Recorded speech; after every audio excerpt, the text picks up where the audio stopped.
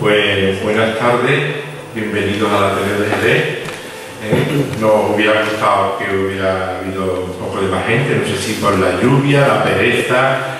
De todas formas, ya le decía yo a Miguel, al conferenciante, que a los chavales le hemos hecho llegar a la universidad también en la conferencia.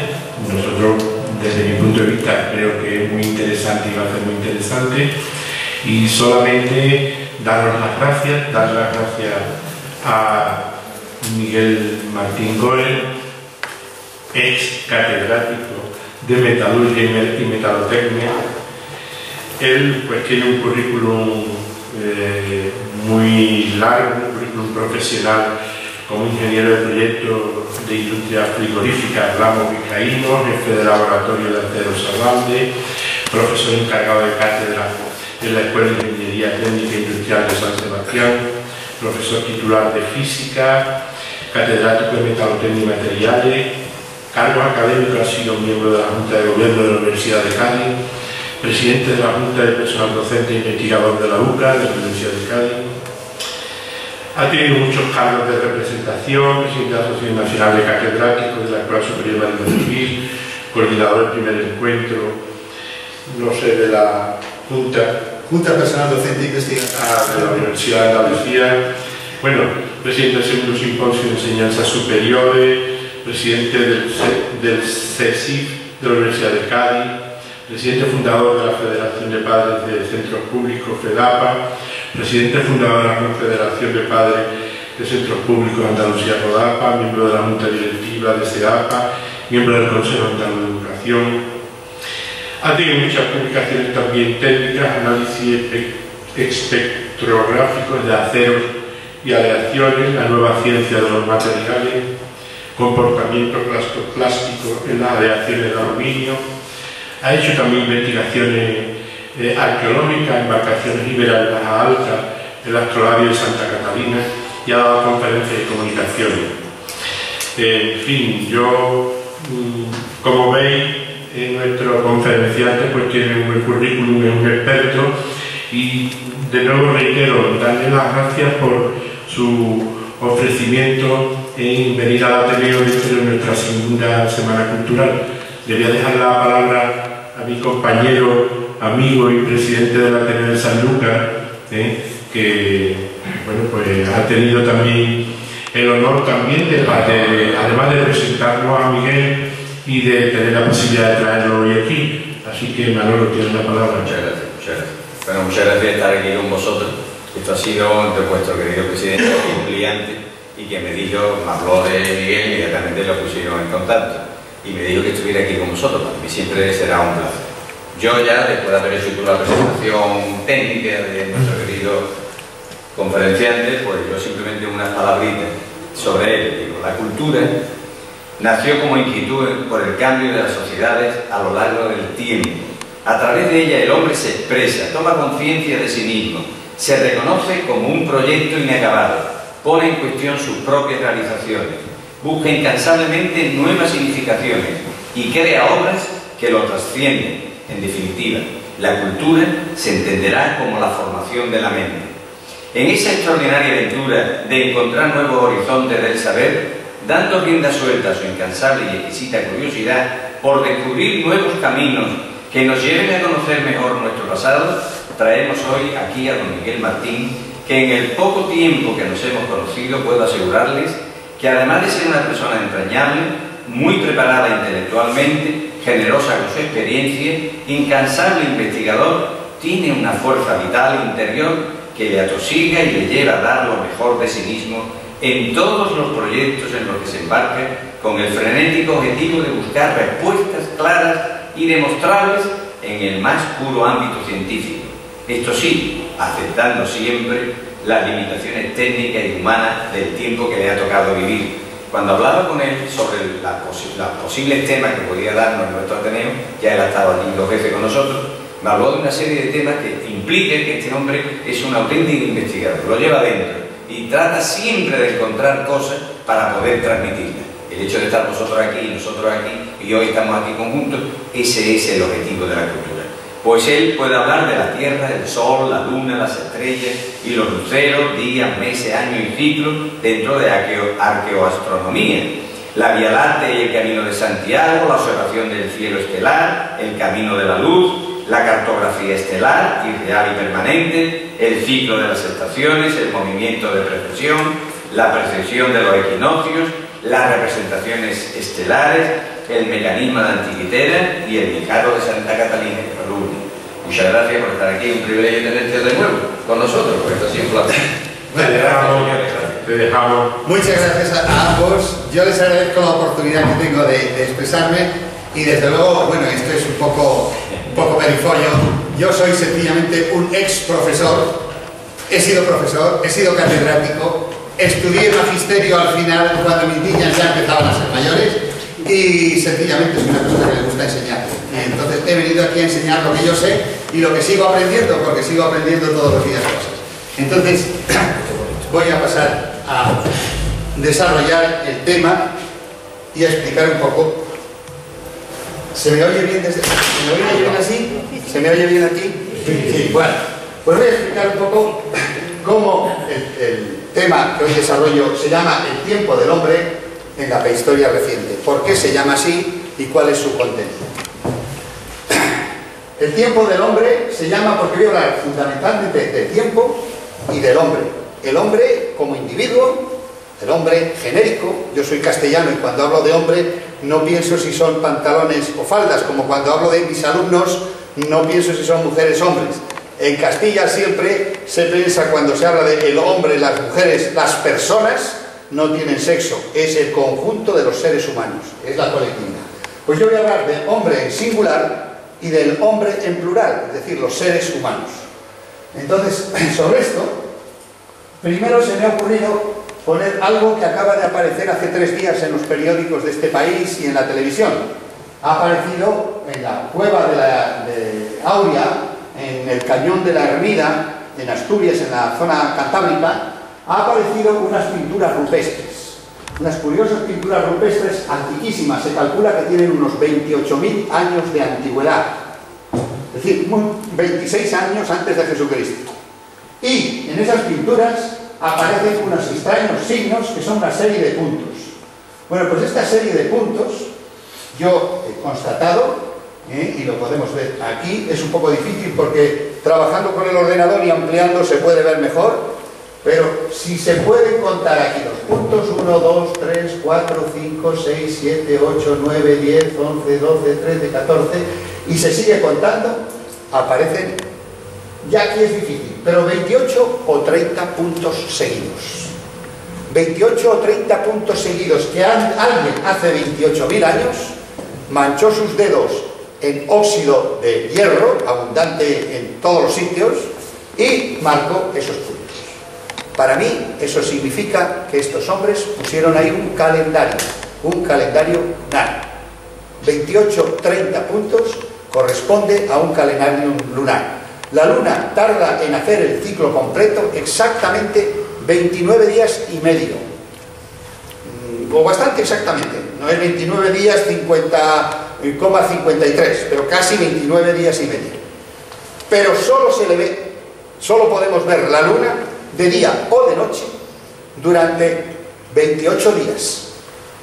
28 días que divido en 4 partes, es primer cuarto creciente, segundo cuarto creciente hasta la luna llena, cuarto menguante y segundo cuarto menguante. 4 semanas. 4 semanas que venimos llamando con nombres de astros. Domingo, Domus, el Señor, Sol. Lunes, Luna. Martes, el planeta Marte. Miércoles, el planeta Mercurio. Jueves, el planeta Júpiter. Saturno, sábado. Es decir, que seguimos todavía utilizando nombres que están relacionados con astros, concretamente con los planetas, con lo que cuando yo era pequeño se llamaban los luceros, porque lucían más que las demás. Bueno, pues esto es un paréntesis que lo doy pues porque es un acontecimiento que acaba de pasar y los arqueólogos se preguntan ¿qué significado tendrá eso? Bueno, mi traducción es que eso es un calendario lunar. Vamos a ver. Opa, se ha corrido. Bien, si hablamos del individuo, cada uno de nosotros es un individuo, una persona, tiene una identidad y esa identidad está reflejada en una personalidad. Somos personas.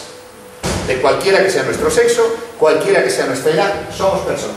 Y la personalidad viene reflejada en dos factores fundamentales. Uno es la persona física, la fotografía. Cuando la gente dice, lo conozco de vista, ustedes ahora me están viendo a mí de vista y conocen mi apariencia física. ¿Cuál es el origen de mi apariencia física? La genética. Yo he heredado de mis padres unos genes que en principio me predisponen a tener pues unas ciertas propiedades. Seré más ancho, seré más alto, más bajo.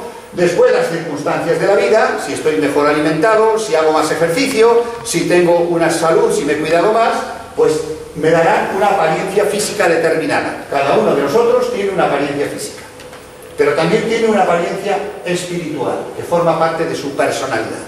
Y eso, la gente que te conoce dice, ah, pues fulano me cae bien, fulano no me cae bien, me cae antipático. Esto se ha generado evidentemente desde la genética, pero a través del aprendizaje. Cada uno de nosotros se va formando desde niño y por eso el aprendizaje es fundamental. ¿Dónde aprende uno? El primer núcleo para aprender es la familia. Después es el entorno, los familiares, los amigos, los conocidos, la pandilla, y después es la escuela, la enseñanza. Todo eso va formando parte de la formación del espíritu de cada individuo y luego su propia experiencia, la propia experiencia de cada uno. De manera que cuando uno es un individuo con una determinada identidad y una personalidad, tiene una presencia y un aspecto físico que viene de su pasado y un espíritu, una personalidad, una mente, una concepción que viene de su experiencia, de su aprendizaje y también de su origen. Eso somos los seres humanos. En general, hay que decir que los seres humanos, hay que reconocer que los seres humanos somos unos animales, igual que los demás animales, con unas particularidades que han hecho que somos la cadena de la vida humana. Tenemos ciertas cualidades mejores que otros animales y otras menores. Por ejemplo, no corremos como un caballo, ni volamos como un ave, ni podemos nadar como un pez. Pero sin embargo, hemos podido suplir nuestras debilidades en ese sentido gracias a nuestro conocimiento. Y el conocimiento es un conocimiento individual y un conocimiento social. Somos, por lo tanto, miembros de una sociedad. Y esta sociedad es la que nos guía y nos lleva. Este cuadro lo he puesto aquí porque es un cuadro que a mí me impresionó cuando era niño. Cuando yo tenía 9 años, yo fui por primera vez a París porque mi abuela era francesa y fui al Museo del Louvre. Y cuando vi este cuadro, que es la parábola de los cielos de Bruegel el Viejo, me impresionó de una manera extraordinaria. Es una serie de ciegos que van enganchados para poder caminar, agarrados a un ciego que es el primero y a otro que se cae. Es decir, eso es una representación simbólica de lo que es la humanidad. Nos enganchamos unos a otros y si el primero se cae, todos acabarán cayéndose. Esto es una parábola que se puede aplicar a todo y en fechas en las que estamos se puede aplicar, pues por ejemplo, a la política. El político es el primero de la serie. Nos enganchamos a un político, le decimos que nos dirija, porque igual que ciegos vamos caminando por el mundo y necesitamos unas personas que tomen la guía de ciertas disposiciones, que es lo que se llama la política social. El ser humano es un animal, pero un animal que tiene sus instintos muy desarrollados y fundamentalmente el instinto de conservación que lo tienen todos los animales. Y ese instinto de conservación nos ha hecho aprender cosas, pero además transmitirlas. Y tenemos una ventaja no solo sobre otros animales, sino sobre muchos otros homínidos que han existido sobre la Tierra. Hoy en día se habla de que hace ya 2 millones de años que había seres pensantes que tenemos que considerar familiares nuestros, homínidos. Cada uno de ellos con unas características que han ido evolucionando. Y la última generación, nosotros, nos encontramos con que todos los demás han desaparecido. Los últimos en Europa eran los neandertales, que desaparecieron hace unos 35 o 40.000 años. No se sabe exactamente por qué. Unos dicen que sí fue porque no se pudieron adaptar a la climatología, o porque llegaron nuestra raza, los cromañones, con unas capacidades que yo creo que fundamentalmente eran capacidades verbales mayores. Nosotros tenemos, por encima del resto de los animales, una capacidad extraordinaria de comunicarnos. Ustedes me están oyendo ahora, y esa capacidad y la cantidad de información que yo les doy es muchísimo más que la que un perro puede dar a otro perro. Los perros se comunican, todos los animales se comunican, pero nosotros tenemos una capacidad verbal y una capacidad sonora para transmitir muchísimas cosas. Pero no solo eso. Desde la prehistoria el hombre ha inventado otras formas de comunicar. La pintura.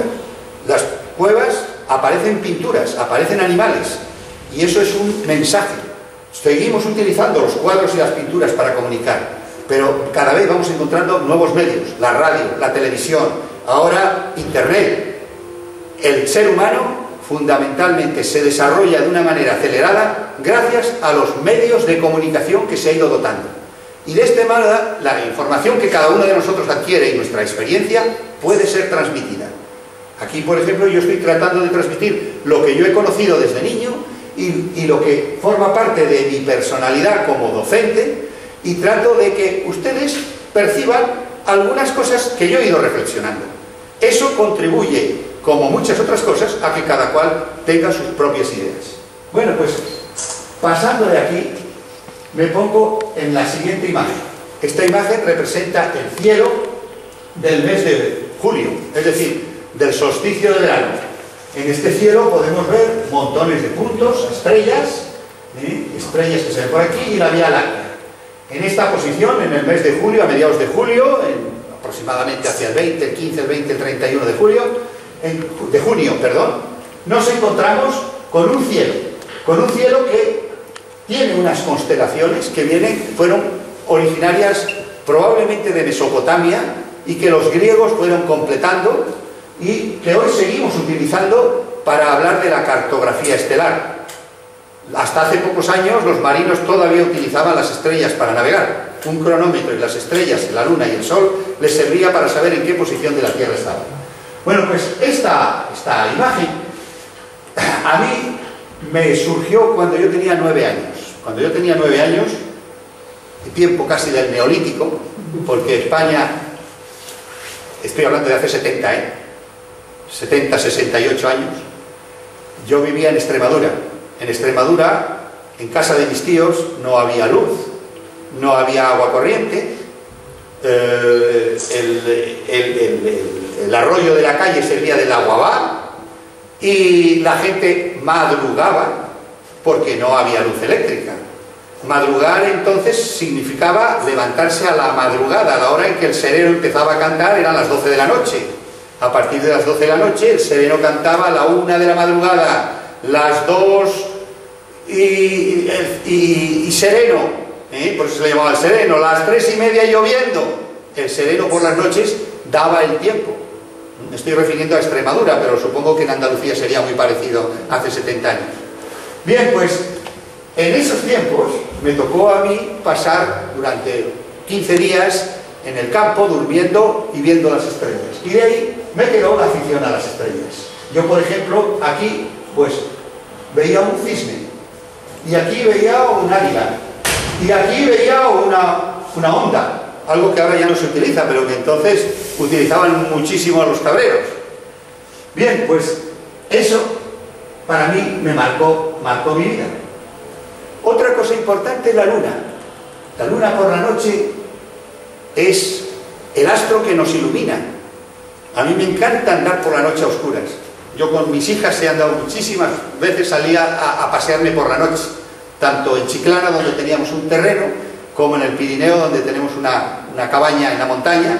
Me encanta salir por la noche a oscuras y ver el cielo, ver las estrellas y ver la luna. La luna, ustedes saben que se dice que miente, porque esta luna, que parece que tiene una ley, no es decreciente, es creciente, está en el creciente. Bueno, pues a partir de este momento El creciente este es más o menos un par de horas después de que el Sol se haya puesto. Cuando la Luna está en esta posición de creciente, han pasado 2 o 3 días después de que el Sol, después de la Luna nueva. Y esta es la posición de las primeras que podemos ver en la Luna, porque la Luna nueva no la podemos ver. Dentro de 2 días, el día 20, hay un eclipse solar, porque la Luna se encontrará precisamente delante del Sol, y como la Luna estará iluminada por la cara opuesta a la nuestra, no le veremos la Luna. Pero no solamente el día 20 no podremos ver la Luna, ni el 21 ni el 22, porque la Luna saldrá justamente pegadita detrás del Sol y detrás del Sol. Es decir, que por la mañana amanecerá el día 21 y primero sale el Sol y detrás pegada viene la Luna. Y el día 23 también. Y solamente el día 24 veremos así la Luna. Bueno, pues la Luna ha servido a todos los pueblos de la Tierra como un calendario mensual. Seguimos todavía utilizando prácticamente meses de 30 días. El problema está en que la Luna, las mensualidades de la Luna, si multiplicamos 29,5, que son los días que tarda en hacer un ciclo completo la Luna, por 12 meses, no nos llegan a los 365 días del año. Se quedan en 350 y entonces faltan unos días. La forma de encajar eso desde tiempos antiquísimos ha sido un problema. Es decir, conjuntar el calendario nocturno de la Luna con el calendario diurno del Sol ha tenido distintas soluciones.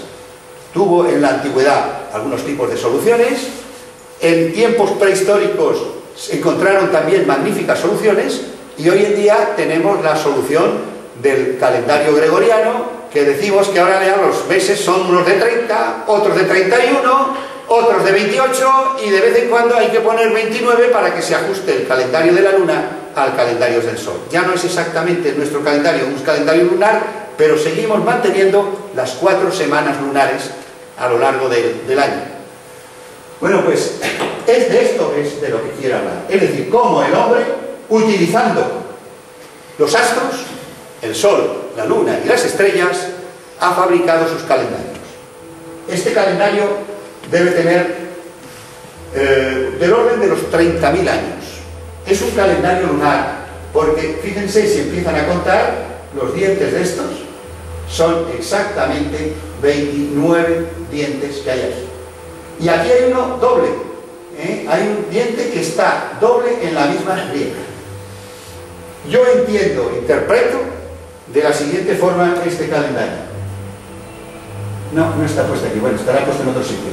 Es decir, yo interpreto que la Luna nueva probablemente sea uno de estos puntos y que la Luna va creciendo, la Luna llena coincide con los 2 puntos más que están aquí sobre el mismo punto, es decir, donde es difícil saber, porque la Luna llena, nos dicen mañana es Luna llena, pero yo estoy seguro de que si ustedes miran el cielo, verán que la Luna llena de un día y la Luna del anterior y del siguiente prácticamente son llenas, no somos capaces de distinguirlo. Lo mismo pasará con la Luna nueva. La Luna nueva, por ejemplo, del día 20 es exactamente a las 10 de la mañana. Pero el día 19 y el día 21 la Luna tampoco se verá porque está pegadita al Sol. Bueno, pues esto es un primer calendario que tiene unos 30.000 años. Aparecen otros calendarios también en la prehistoria. Este está trazado en un hueso. Este calendario ya se ha visto que encaja también con varias semanas y conjuntos de meses. Todo esto es un poco... quien hizo este trabajo está publicado, por eso pongo los nombres. Si alguien se interesa por eso, basta que tome nota del nombre para ver en internet. Si pone el calendario de Dolby Restonice, pues encontrará en internet un trabajo grande de los investigadores que han llegado a la conclusión de que eso es un calendario y un ciclo lunar que da lugar a una serie de meses puntuales. Aquí tenemos la traducción de ese calendario con las distintas formas. Por la forma que está hecho la hendidura en el hueso, se supone, por ejemplo, que esto es una luna llena y esto es una luna que va decreciendo, aunque tiene forma de C, y va va cambiando los ciclos lunares a lo largo de todo el recorrido. Bueno, la explicación es larga, no me voy a meter en detalles, pero quiero decir que hay muchas. Aquí tenemos otro calendario lunar, el de Bodrogkeresztúr, que es en Hungría, que también tiene del orden de los 15.000 años, y donde vemos que los días 28, 29 y 30, que son los días en que no podemos ver la luna, pues están aquí difuminados y que aparecen perfectamente los lóbulos de cada una de las lunas, y las dos lunas llenas, el día 13 y el 14, que las pone como la parte superior. Son dos días que si uno lo hacemos a ojo, no podemos distinguir cuál de los dos días es la luna llena. Bueno, todo esto es para decir que la luna fue algo fundamental en los primeros calendarios ya hace 18, 20, 30.000 años. Este calendario, que data de 16.000 años, tiene aquí 243 puntos y además otros 122 en esto, total 365 puntos. ¿Es una casualidad? Pues la verdad es que la mayoría de la gente cree, la mayoría de los investigadores creen que es un calendario anual, es un año. De hecho, hace 16.000 años ya sabían que el año tenía 365 días. ¿Y por qué lo han separado? Pues uno supone que esto era el periodo de verano, el periodo de caza, o el periodo de pesca, no se sabe, probablemente de caza porque es del interior de Europa, pero es en Siberia. Por lo tanto, no se sabe por qué, pero lo cierto es que aquí se pueden contar con toda precisión 365 puntos. Y es muy raro que una placa sea una casualidad. Bueno, pues ahora vamos a ver algo mucho más cercano. Ya no hablamos de miles de años, hablamos sencillamente de 5.000, 6.000 años, es decir, el Neolítico. Cuando ya el hombre deja de ser cazador, cuando ya el clima cambia y la temperatura sube unos 6 o 7 grados y tienen ya un clima parecido al que tenemos ahora, los hielos van desapareciendo, solo quedan en las cumbres de las altas montañas, de los Pirineos y de los Alpes, y el hombre puede vivir en un sitio y hacer allí su vida quieta, sin necesidad de viajar continuamente, cambiando, emigrando continuamente, en verano, en invierno, cazando, donde puede. Aquí ya se quedan a vivir en un sitio, y aquí tenemos ya algo mucho más cercano. Esto es Portugal. El Medir dos Almendros. El Medir es ya un reloj solar. El primer reloj solar que existió fue el hombre, el propio hombre.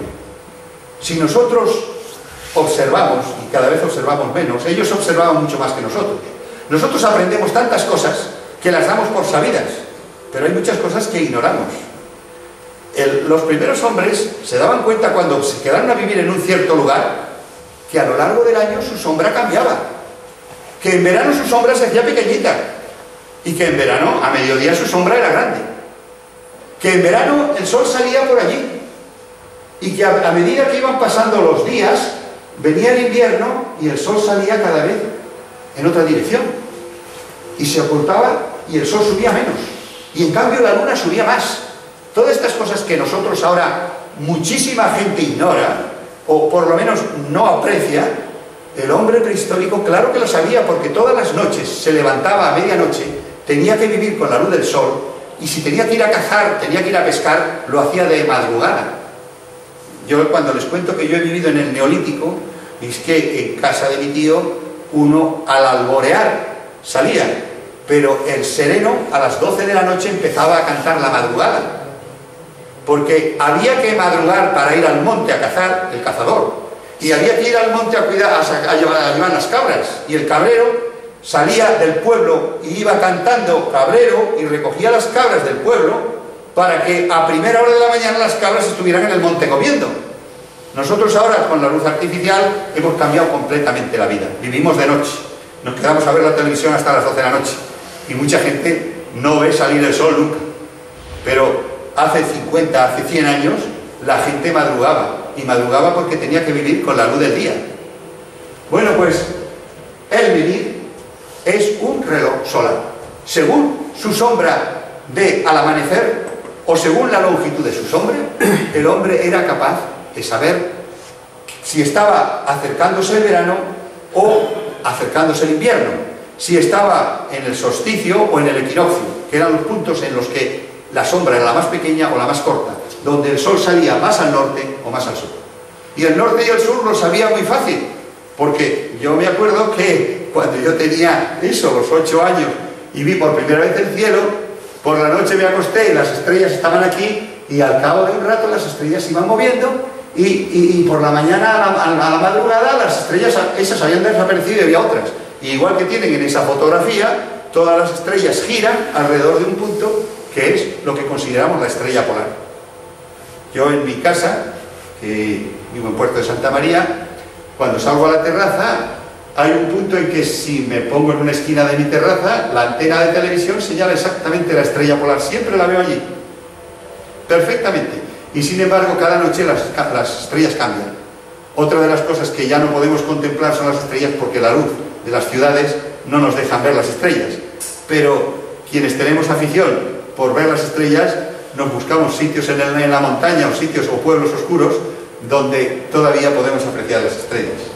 Bueno, pues el menhir, este menhir que es enorme, es un menhir, yo no sé, tiene 7-8 metros de altura, está en Portugal, en Los Almendros, y es realmente uno de los primeros relojes solares. Cerca de él está el Cromlech Los Almendros, que es un círculo de piedras y que está orientado desde este Cromlech, que está en una colina, no sé si a 1,5 kilómetros o 2 kilómetros del Cromlech, exactamente es el este, es decir, es la línea por donde sale el sol en estas fechas. El día 21, puesto aquí en este Cromlech, habían crecido árboles, desgraciadamente, pero antes no lo sabía, y desde aquí se veía ese Cromlech, ese menhir, Los Almendros, y exactamente desde aquí, detrás del menhir, salía el sol en las fechas del equinoccio de primavera y en el equinoccio de otoño. Luego, todo esto son realmente relojes astronómicos del hombre de hace, pues, 5 o 6 mil años de antigüedad, o hasta más, 7.000. Esto es como se supone que era Stonehenge en Inglaterra, el círculo famoso que primero debió ser de estacas, porque se ha visto que hay restos de puntos donde se clavaron estacas y se hizo, y esto es lo que ahora estamos viendo en todas los, en fin, en muchísimos reportajes, donde hacen fiestas y cosas de esas, pues tratando de evocar los celtas. Esto no es celta, es mucho anterior a los celtas. Esto tiene 1000 años antes que las pirámides de Egipto, y viene a demostrar que en la costa atlántica europea, y cuando hablo de la costa atlántica hablo desde Noruega hasta Cádiz, la cultura que existía hace 7000 años era tan avanzada como la más avanzada de Egipto. 1000 años, 1500 años antes de que en Egipto se hicieran pirámides, aquí se construyeron cosas como estas, o como el dolmen de Alberite. Yo no sé si ustedes conocen el dolmen de Alberite. El dolmen de Alberite está muy cerca de aquí, está en Alberite, y es un dolmen que está orientado hacia la salida del sol. Curiosamente, no exactamente a 90 grados, a 70, porque el sol en el equinoccio sale a 90 grados, pero como hay unas montañas, pues se ve con cierto retraso, pero está orientado a la salida del sol, en el solsticio. Bueno, pues, vamos a ver. Bueno, esta es la explicación que se da sobre el Stonehenge y que se dice que si entre tal piedra y tal piedra es la salida de la luna en verano, en otra es la salida del sol. Esto ya se han buscado muchas explicaciones, es muy largo, está todo editado en internet y la verdad es que hoy pues, muchas cosas se pueden aprender en internet, en este tipo de divulgación. Yo no me voy a extender aquí porque además no es un trabajo mío y por consiguiente, pues, ¿qué ha pasado? No sé qué me ha pasado. He tocado algo que no debía haber tocado. Pulse fuera. Pulse fuera. A ver. ¿Dónde voy yo aquí? ¿Dónde voy yo a quitar esto? No sé cómo quitarlo. He tocado algo que sea. Vamos a ver. No puedo, no veo dónde está. Es que no veo el. No veo. No veo aquí dónde está. Habría que tocar a esta posición, pero ¿Se ha ido la imagen? Ahora. Vamos a ver. Es que no veo dónde estoy mirando aquí también.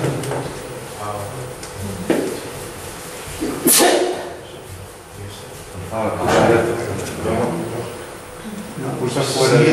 Fuera. Pulsa. Pero fuera de...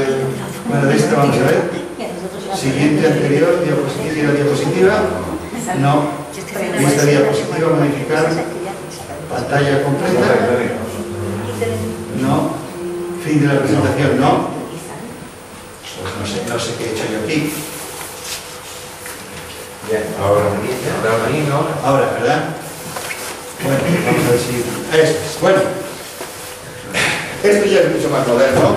Esto es en Suecia, en las costas del norte del Atlántico, aparecen unos grabados en roca, unos petroglifos, donde aparecen barcos, aparecen escenas y aparece una figura humana que tiene, curiosamente, pues lo que aquí vemos, un calendario también. Un calendario donde vemos 2, 4, 6, 7, una semana, 2 semanas, 3 semanas, 4 semanas y un día más para completar el mes, porque así tenemos 28 días, que sería el ciclo lunar. Es un ejemplo de un calendario lunar mucho más moderno. Este tendrá unos 4000 años de antigüedad, es decir, al comienzo de la Edad de Bronce. Bueno, pues esto, otro calendario, y este es muy interesante, es el calendario de Nebra. En Nebra, en esta zona, esto es Europa, ven ustedes, esto es Inglaterra, y aquí tenemos Grecia. Esta era la ruta del bronce.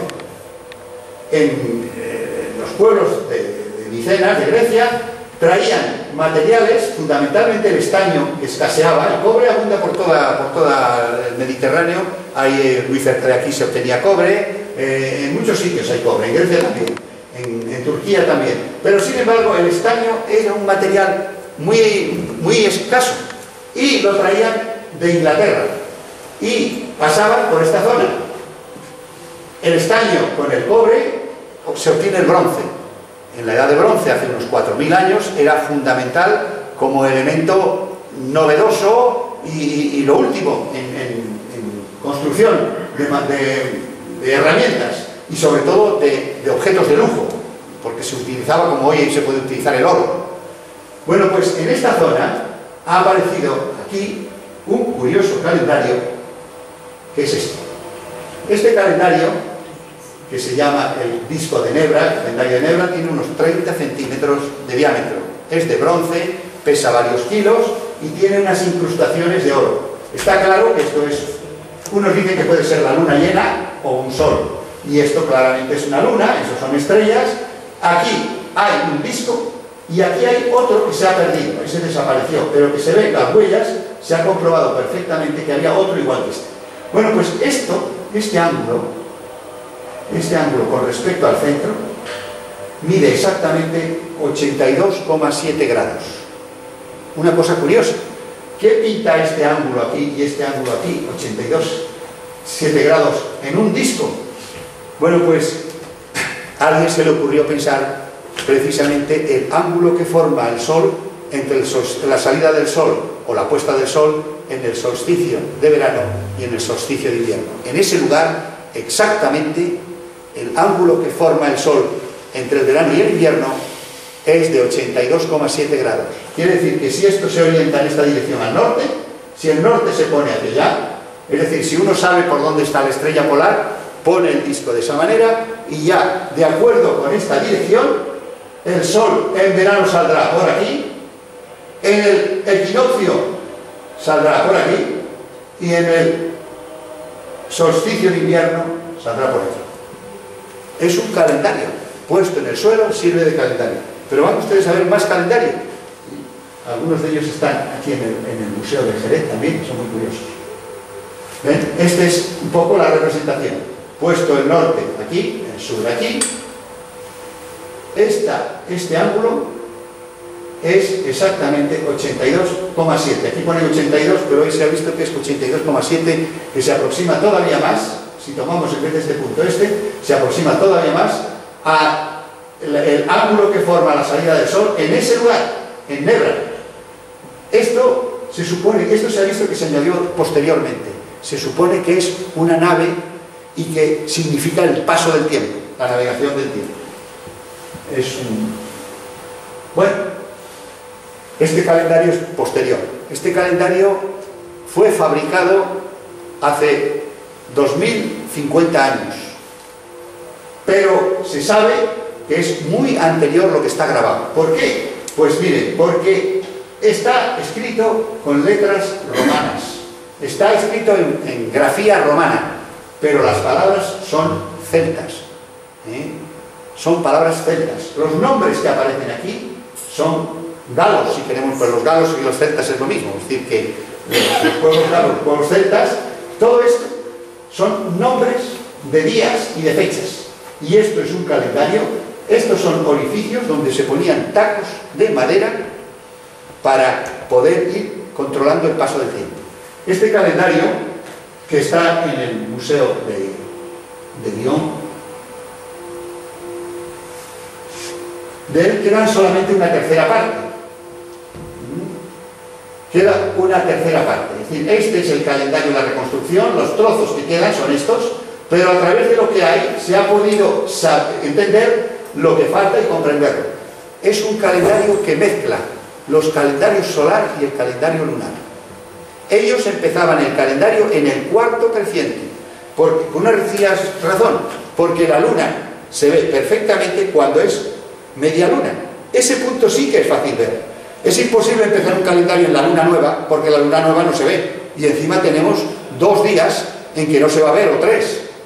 En cambio, si empezamos en el cuarto creciente, entonces sí que es fácil verlo. Los calendarios celtas empiezan en el cuarto creciente, pero no solo en celta. Luego se ha comprobado que muchos otros pueblos han empezado sus calendarios lunares en el cuarto creciente. Y después las fechas van continuando. Estos calendarios tienen unos 29 días y otros 30 días. Pero aun poniendo 29 y 30 días, decíamos que faltan días para el año. Pues entonces ellos cada 3 años añadían un mes más.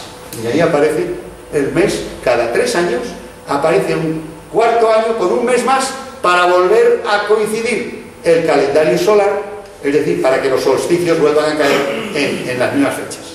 Y como además hay una pequeña desviación también, cada 30 años le añadían algún día para ajustar, igual que nosotros hacemos ahora con los 29 de febrero, pues exactamente igual hacían ellos en esas circunstancias. Luego el calendario, ven, aquí se aprecia las fechas escritas en números romanos, los nombres en cambio, ven ustedes, Atenous, son nombres celtas, y aquí se clavaba el palito que iba sirviendo a ese calendario. Bueno, pues el hombre ha vivido siempre con calendarios, pero cuando llegan la cultura de Oriente, cuando llegan los fenicios, luego los griegos y los romanos, ellos tenían sus propios calendarios mucho más sofisticados. Eran simbolizados en las estrellas, en constelaciones, y a cada constelación le dan un nombre.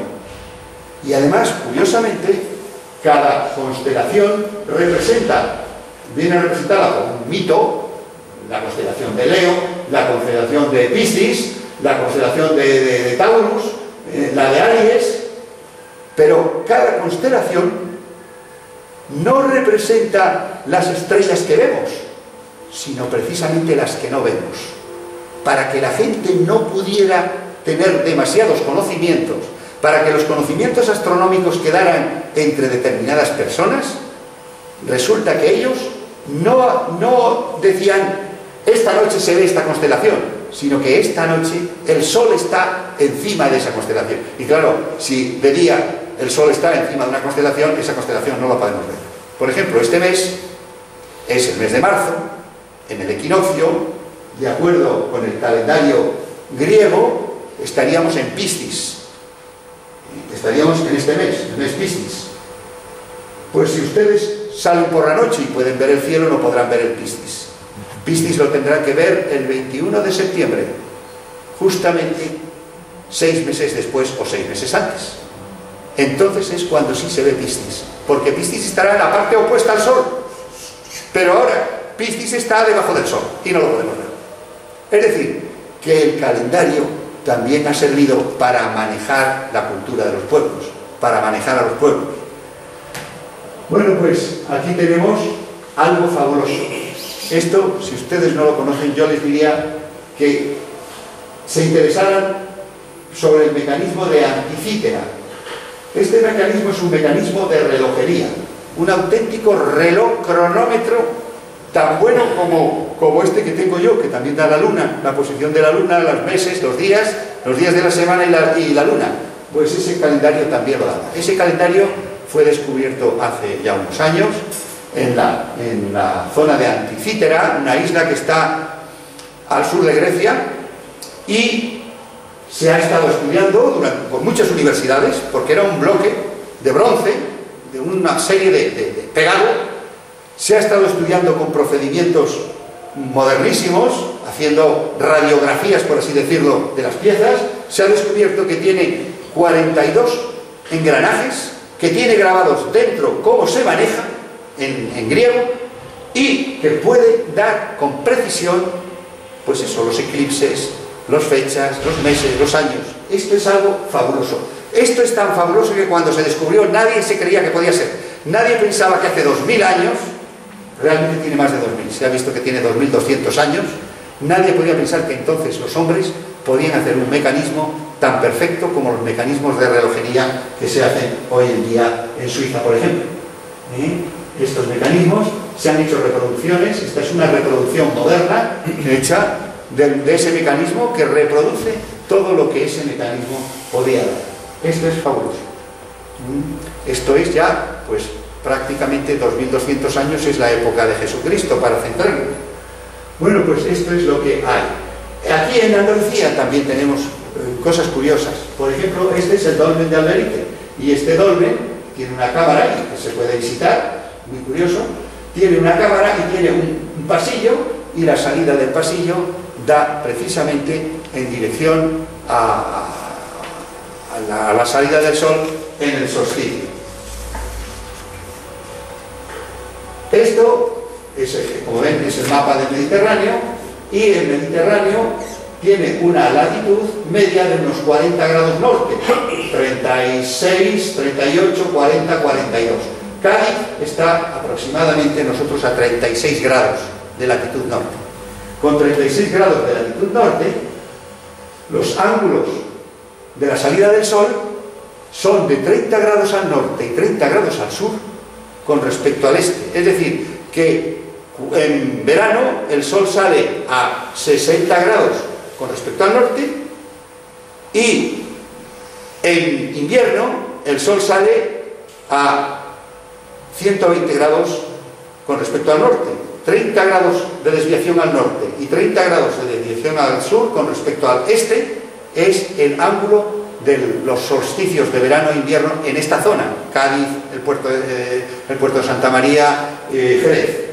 Bueno, pues se han descubierto, por ejemplo, en Levante, en la zona de Tarragona, una serie de agujeros hechos en la roca, donde si ponemos unos palos se puede ver exactamente como en Stonehenge la salida, la puesta. Es un calendario solar.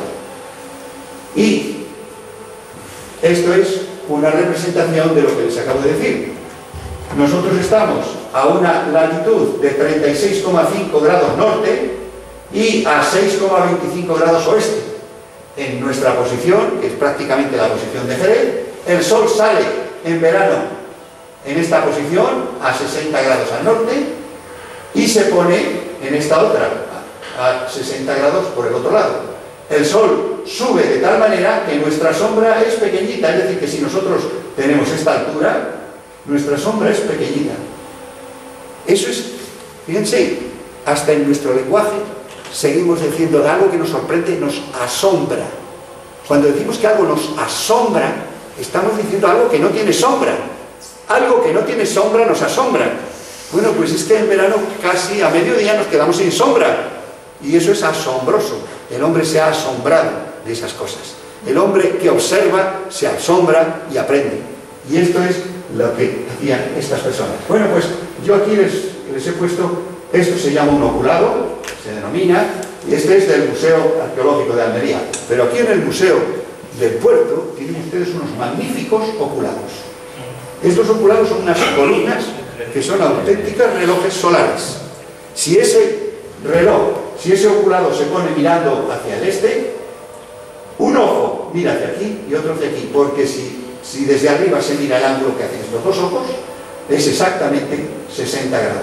Estos dos ojos, si ustedes miden esta distancia desde aquí hasta aquí, el diámetro de la columna y la distancia entre ojos, la distancia entre ojos es exactamente la mitad de la columna. Es decir, que esto es un hexágono, estos son 60 grados, y yo mantengo que los oculados que aparecen en todos los museos de la zona mediterránea representan un reloj solar donde el ojo izquierdo mide el punto donde sale el sol en el solsticio de verano y el punto izquierdo donde sale el sol en el solsticio de invierno.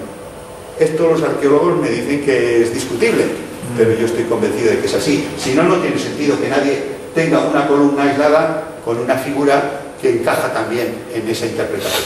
Bueno, pues todo lo que yo les digo son interpretaciones que tienen su lógica, que tienen su razonamiento y que nos hacen ver que el hombre prehistórico, nuestros antepasados, eran hombres muy observadores, muy inteligentes y que sabían muchas cosas, pero tenían menos información que nosotros, tenían menos documentación, pero eran hombres muy inteligentes y muy reflexivos.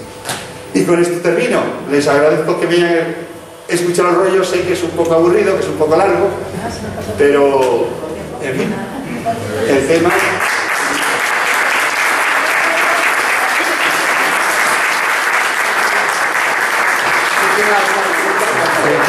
Sí. ¿Alguien tiene alguna pregunta que hacer aquí al conferenciante? Una curiosidad, miramos Joaquín, en el calendario griego las constelaciones tanto de Piscis, Leo no coinciden con el número que aparecía. Es decir, ese número 4 que apareció en Piscis, ese número que es el número de la hora o el número de mes.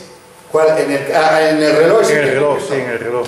No, eso es un reloj, es un reloj austríaco, es muy bonito, lo saqué. ¿Por qué es bonito? Sencillamente porque yo los signos del zodiaco no me los sé.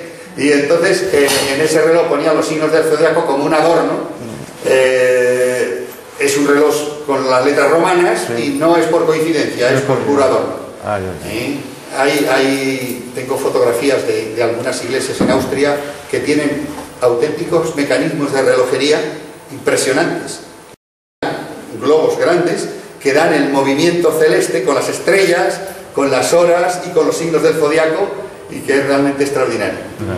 Pero vamos, es sencillamente por recordar un poco el tránsito entre la observación directa que hacía el hombre y que veía las estrellas, y cuando llegan ya los fenicios y los griegos, lo que hacen es ponen una astronomía más difícil de interpretar para que el populacho no domine esas ciencias. Eso pasa en casi todas las profesiones. Que casi todas las profesiones empiezan a utilizar un lenguaje que procuran que no esté al alcance de todos. Y si no, piensen ustedes, por ejemplo, cuando leen un texto de derecho o de medicina. La verdad es que lo primero que hay que aprender cuando uno quiere ser abogado es el lenguaje, que es lo que se aprende en la universidad. El lenguaje de cada ciencia. Cada ciencia tiene un lenguaje que para algunos pues, puede ser desconocido. Si uno ve, realmente yo lo digo muchas veces a mis alumnos cuando les hablaba, decía, los que venís a la universidad venís a aprender a leer sobre un tema. El que estudie derecho a leer derecho, el que estudie ingeniería a leer libros de ingeniería. Pero realmente la profesión se aprende con la experiencia. En la universidad se saca medios para entender, medios para comprender, para interpretar, pero la experiencia se obtiene en el trabajo.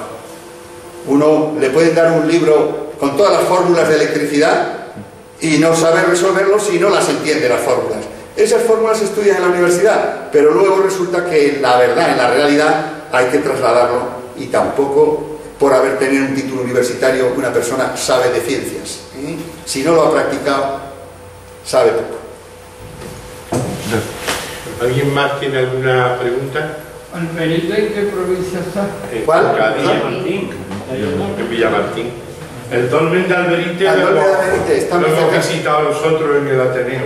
Es curioso de verlo.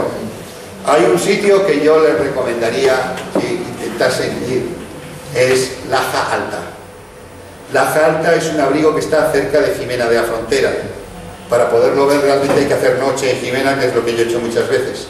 Ese es un abrigo que yo estuve estudiando hace ya años, y es un abrigo que contiene una serie de pinturas rupestres de barcos. Tiene 8 barcos que son del tiempo de los fenicios, pero no son barcos fenicios. Yo mantengo que son barcos que fueron construidos aquí porque eran barcos de pesca, eran barcos que se dedicaban no al transporte de joyas se dedicaban al transporte de aceite, al transporte de pescado, al transporte de productos en las costas del estrecho de Gibraltar. Y sobre eso, si ustedes quieren, yo también les doy una conferencia sobre las pinturas que eso quizás sea más bonito porque hay más colorido. Son pinturas coloreadas que además pasa una cosa: si uno va a la cueva y no ha visto esas pinturas contrastadas, pues casi no se entera, porque las pinturas tienen colores ya muy desvaídos.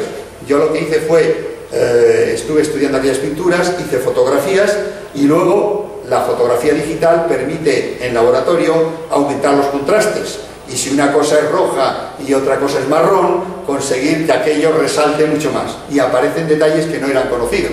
Por ejemplo, que entre 2 barcos hay una red, o otra cosa curiosa de La Jalta, que puesto en la puerta de La Jalta hay una roca y al fondo hay una montaña en la provincia de Málaga. Esa montaña está exactamente en el equinoccio, es decir, que desde allí se podía observar el paso del verano al invierno, y precisamente el punto equinoccial, con toda precisión, está en el monte de los Reales de Málaga. La montaña en la cumbre de los Reales está justamente a 90 grados norte con respecto a La Jalta. Y además dentro de La Jalta hay pintado un cuadrante de 60 grados. Y 60 grados que da el ángulo de solsticio de verano, solsticio de invierno. Está pintado en negro en una parte alta que nadie se había fijado. Está pintado en carbón. Yo no sé quién lo pintó, no sé si alguien lo ha pintado posteriormente, pero eso está pintado allí en un sitio perdido en el abrigo. Antes de comenzar, me comentaste que iba a apagar la luz. Ah, se me ha olvidado. Era precisamente al principio. Quería hacer una reflexión sobre el hecho de que si no tenemos memoria... Bueno, era sobre el tema, no, era sencillamente para hacer ver que somos como un ciego en un túnel de noche, y que para seguir avanzando tenemos que recordar. La idea que se me ha pasado, y me lío muchas veces, era al principio apagar la luz y preguntarles a ustedes: ¿serían ustedes capaces de salir a la calle en plena oscuridad? Porque si no tienen memoria, no serían capaces. Si no recuerdan que hay una puerta, que hay unas escaleras, que hay una dirección, en la plena oscuridad, es decir, sin recordar el pasado, no hubieran podido salir, hubieran dado golpes por todos lados. Si pueden salir es porque tienen memoria. Es decir, la memoria somos nosotros. Si perdemos la memoria, lo hemos perdido todo. Es más, el tiempo pasado es el que nos permite plantear el futuro. Por eso, cuantas más experiencias tengamos y más conocimientos, más seguros avanzamos. Por eso yo siempre digo, a nuestros hijos hay que enseñarles, tienen que aprender, tienen que viajar, tienen que conocer, porque eso les dará seguridad en la vida para elegir. Sabrán elegir el mejor camino y no irán como los ciegos agarrados al primero de la fila, que les llevará a veces al precipicio. La vida es así, los seres humanos somos un poco especiales. ¿Quién tiene alguna pregunta más? Nadie, ¿no? Bueno, pues yo quería, en fin, agradecerle a Miguel por su conferencia y por su asistencia y por su colaboración con el Ateneo, y dejarle un detalle del Ateneo también. Vente por aquí. Muchísimas gracias. En nombre del Ateneo, Una cosa preciosa. para que lo tenga. Precioso. Precioso.